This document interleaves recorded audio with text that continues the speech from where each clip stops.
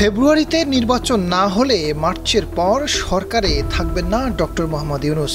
এমন চাঞ্চল্যকর তথ্য জানালেন বিএনপির মহাসচিব মির্জা ফখরুল ইসলাম আলমগীর। পিআর পদ্ধতি ছাড়া জামাত ভোটে না যাওয়ার ঘোষণায় রাজনীতির মাঠ যখন উত্তাল, তখন এমন বিস্ফোরক মন্তব্য করেছেন বিএনপি মহাসচিব।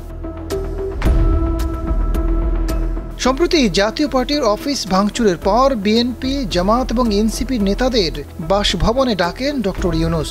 সে সময় নির্বাচন নিয়ে কোনো বার্তা দিয়েছেন কিনা ভারতীয় গণমাধ্যমের এক প্রশ্নে মির্জা ফখরুল জানান, সেদিন প্রধান উপদেষ্টা একটি সুস্পষ্ট বার্তা দিয়েছেন। তিনি জানিয়ে দেন, ফেব্রুয়ারিতে ভোটের বাস ধরতে না পারলে তিনি মার্চ থেকে আর থাকবেন না, এমন পরিস্থিতি যেন না হয়।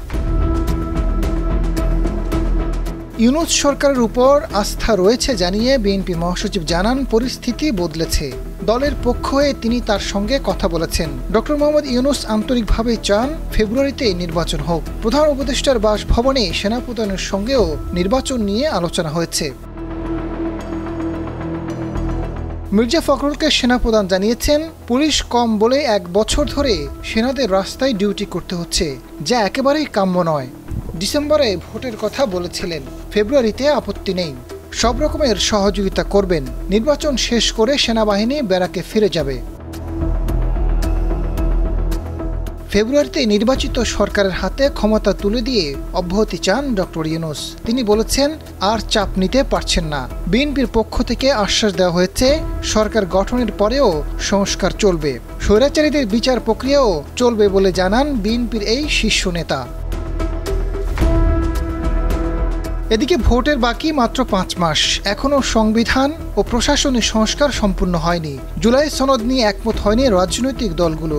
অমীমাংসিত সীমানা নির্ধারণ করতে পারেনি নির্বাচন কমিশন।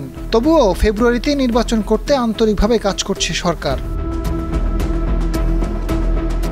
পিআর পদ্ধতি ও হাসিনার বিচারের আগে ভোটে যেতে নারাজ জামাত, এনসিপি সহ অনেক দল।